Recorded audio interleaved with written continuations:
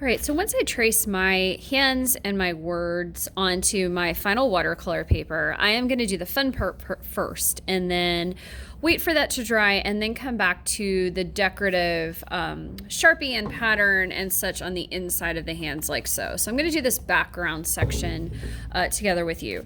Now, I want you guys to choose a set of analogous colors. I may upgrade it to a set of 3 in a row. So just humor me for a moment. I'm just going to work with 2 for the time being. But what I'm going to do prior to starting is the 2 colors I'm going to use for my background behind my hands, okay, is I'm going to use purple into like a fuchsia or magenta color. Notice how my water is slightly purple to start, keyword being slightly, okay? Add a small amount of pigment to your water to start, and this will help you as you put it on the paper, see where it is so that you can drop color into it. Okay, I think you'll see what I mean on camera in just a sec. Okay, so I'm gonna alternate between 2 different round brushes right now, so a larger and a smaller one. I'm gonna start with a larger one first. Okay, and I can do this in sections. Okay, now on camera I can barely see this this water here, so I'm going to deepen it ever so slightly with a smidgy more of purple, just so that you can see it a little bit better on camera before I get started. Hoping that'll be a little bit better. Okay. And what I'm going to do is I'm going to make sure I hold my paintbrush by the grip, and I'm just gonna paint up background section only, right up to my pencil line, a little bit shy of my pencil line. So I'm not going right up to the line, but fairly close to it.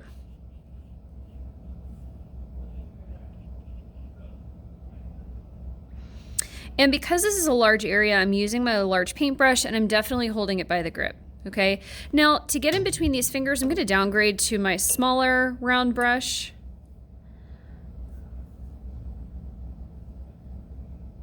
Again, holding it by the grip, painting just shy of the line.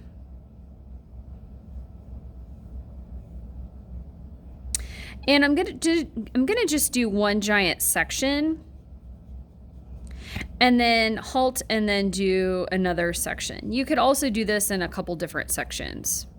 So I'm gonna do this in maybe 2 or 3.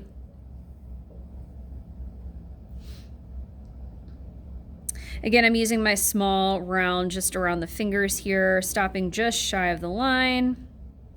And in just a moment, I'm gonna upgrade to my larger paintbrush.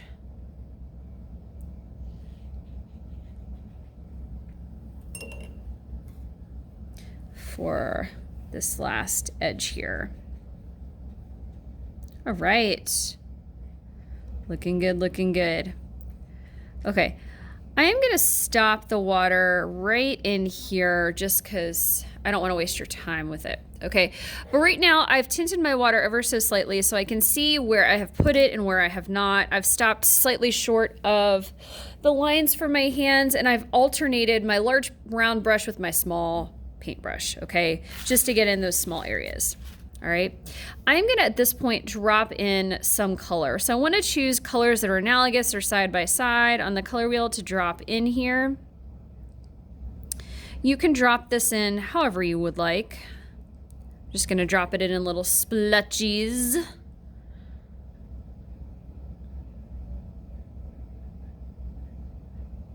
And essentially you can decide how you mix it. To get inside these little fingers here, in those crevices, I can go ahead and downgrade my paintbrush.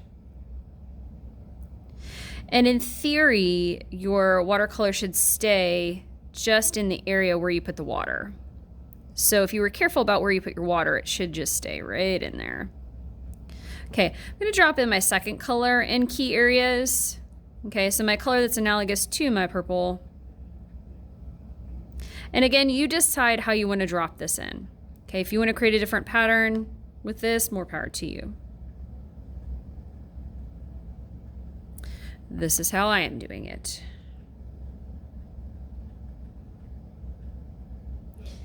And again, to get in here for the smaller area, Just going to use that smaller paintbrush.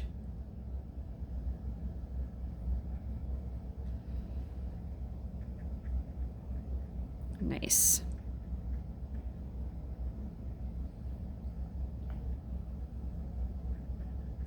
All right, now I have pretty much filled the area that I have started with the water. Okay, so I'm ending it kind of right here in this section.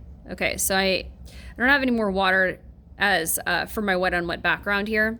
So at this point in time, I'm going to, again, just start adding water, okay, again to these sections. So because I'm starting here and it's a larger section, I'm going to hold my paintbrush by the grip. I'm going to go ahead and just add my water. Just shy of the border of my hands.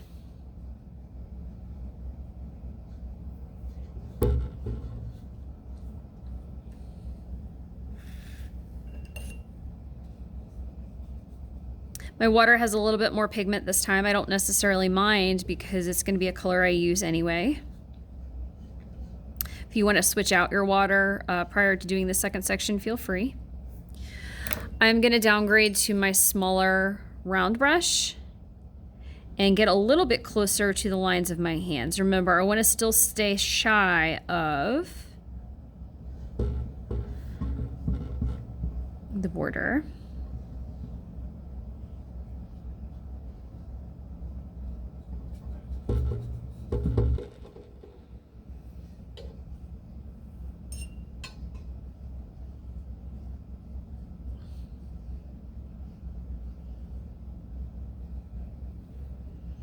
Using the small paintbrush in the small area. Again, if you want more control over where your color goes, use less water on your wet on wet background, okay? So instead of puddles of water, just use minimal amounts. And again, if you keep your water shy of your fingers, your paint should not go there.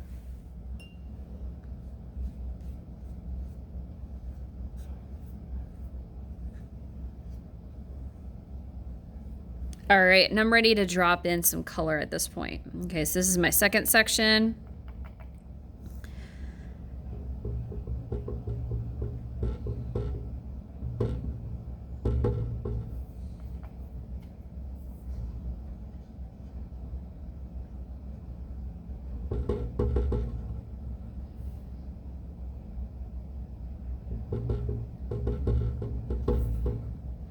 I'm actually going to start with some red here because red is next to pink on the color wheel. I already have it in my palette. I've already run out of the purple. But the three of these in combination are analogous to one another, so I should be good. I'm going to add in some of this pink color back in.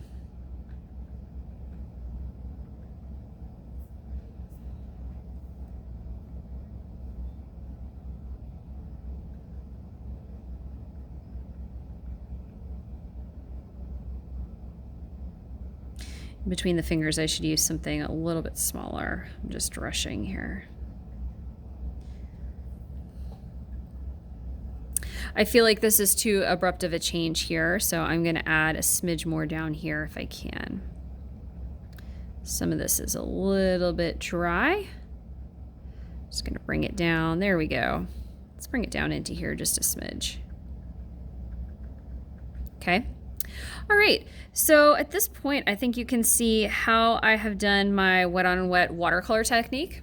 Okay, I'll zoom you guys out, give me a sec.